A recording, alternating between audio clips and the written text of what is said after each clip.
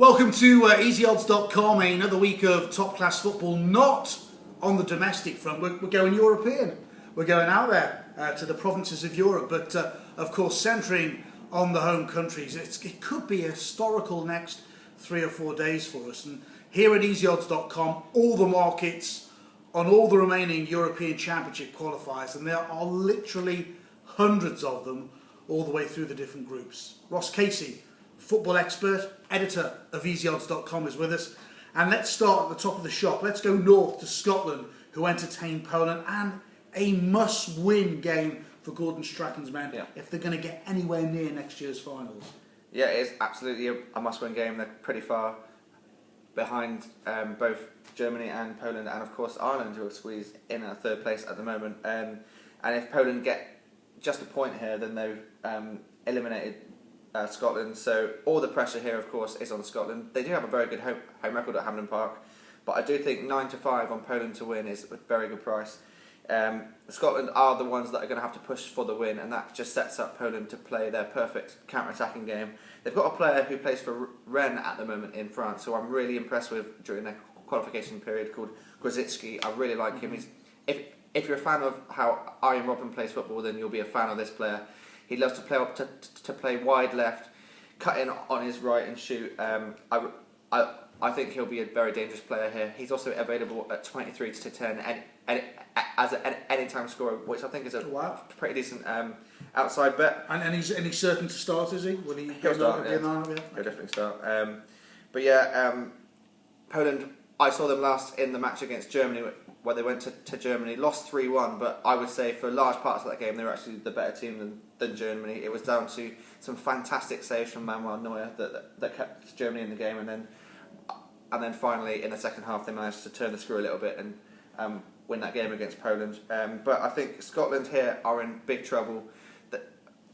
They will be up against a Polish side that, as well as the player that I've mentioned, Grosicki, they also have, of course, Robert Lewandowski, who is there any striker in the world at the moment in better form than Robert Lewandowski. He's been in absolutely incredible form. He can't hit a barn door at the moment, can he? LOL. So with just one loss in 12 for Poland, I think 9-5 to beat Scotland, who have to press, and that doesn't really suit their game at all. So I think 9-5 here for a Poland win is good value. I looked at this game, and you will as well, everybody that uses Easy Odds, and I just, you know what came into my head? Lewandowski, Fletcher. It sort of made me laugh almost, and it puts into the... I know the atmosphere is going to be great at Hampden Park tonight, but you know what? Class, cream always comes to the top. Let's go to Northern Ireland. They take on, and this sounds weird, former European champions Greece, who are bottom of the table at the moment. Bottom of the table, yeah. Greece, Northern Ireland, A, have got injuries, and B, Greece have got a new manager, and almost like trying to save face at the end of the campaign. Yeah, I little like the country itself. It seems to be slowly coming out of its slump. I like the analogy. In the last 3 games, they've actually managed to draw against Poland and draw against Romania, 2 pretty decent sides. So I think that they're starting to slowly come out of this slump, but they'll be just glad when this qualification process is over and they can start a new page.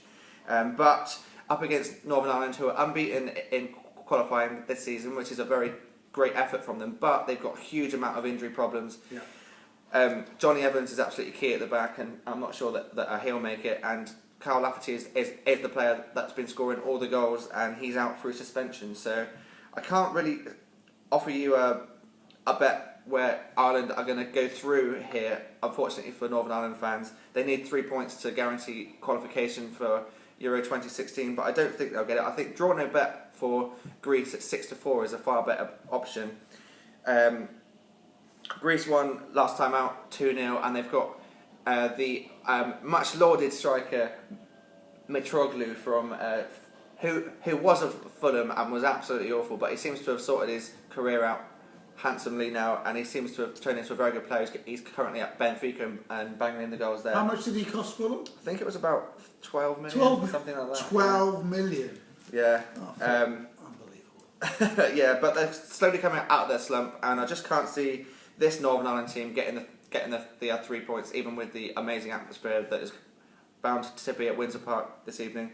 So I think 6-4 on a draw no bet there is the best value bet.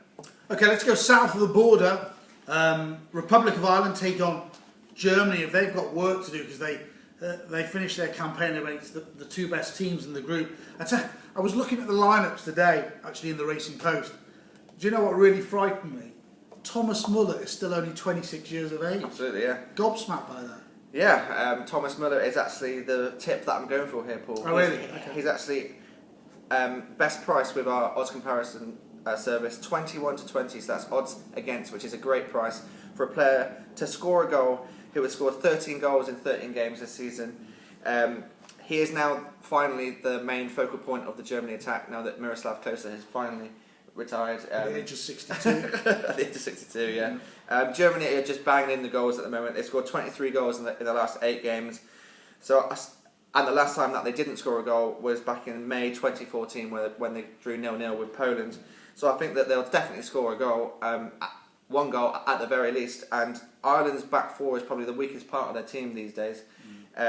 So I think that 21 to 20 on Germany's most likely goal scorer to score a goal is a very good bet there.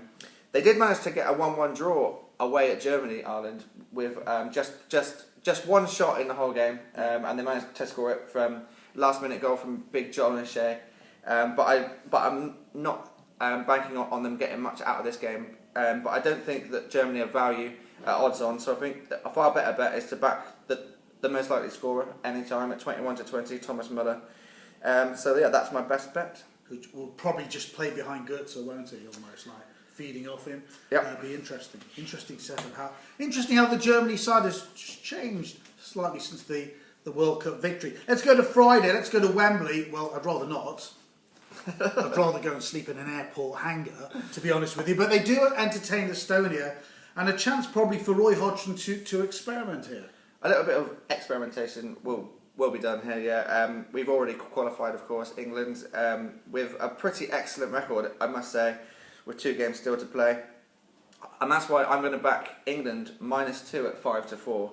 Estonia failed to score in any of the last 5 matches away from home. Crikey. So they don't like playing away matches, and up against England at Wembley, I can't see them getting a goal.